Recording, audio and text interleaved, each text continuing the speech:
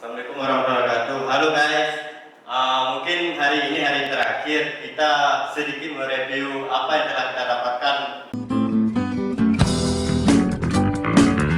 selama beberapa hari ini tentang atau di dalam pelatihan pengenalan transformasi pengenalan digital. Oke, dalam hal ini kita yang pertama target kita yang harus kita capai yaitu saling berteman.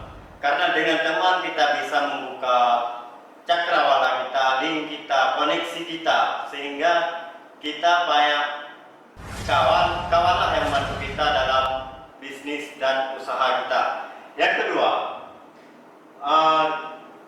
jadikan media sosial itu sebagai lahan atau peluang kita untuk saling berbagi dengan membuat semacam halaman fanspage atau karena di sini tidak ada batasannya, beda dengan di tapi kalau di halaman ini nggak ada batasannya, sehingga promosinya lebih mudah. Yang ketiga,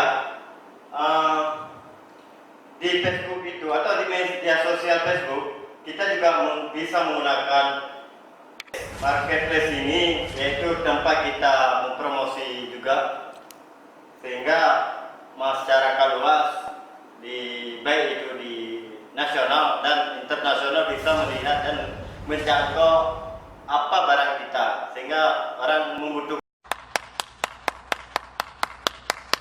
bisa langsung memesan.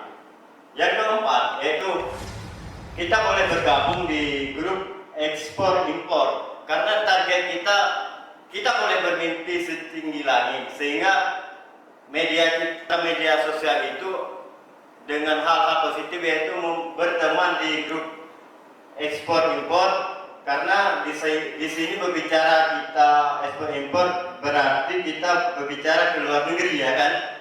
Luar aja yang bergabung, tetapi di kalangan Indonesia udah ramai yang bergabung. Hal atau permasalahan tidak bisa bahasa Inggris, kita bisa translate di Google atau di aplikasi yang telah banyak disediakan di Play Store. Yang kelima yaitu kita menjangkau di komunitas ini ITPC, ATIDET atau ATIDAT dan juga KBRI. Semua ini kita jalin komunikasi atau kita berteman. Insya Allah kalau kita ada keyakinan, ada niat, ada usaha, ikhtiar, tetap kita lakukan dengan semaksimal mungkin, terus berusaha, insya Allah, dan jangan lupa berdoa.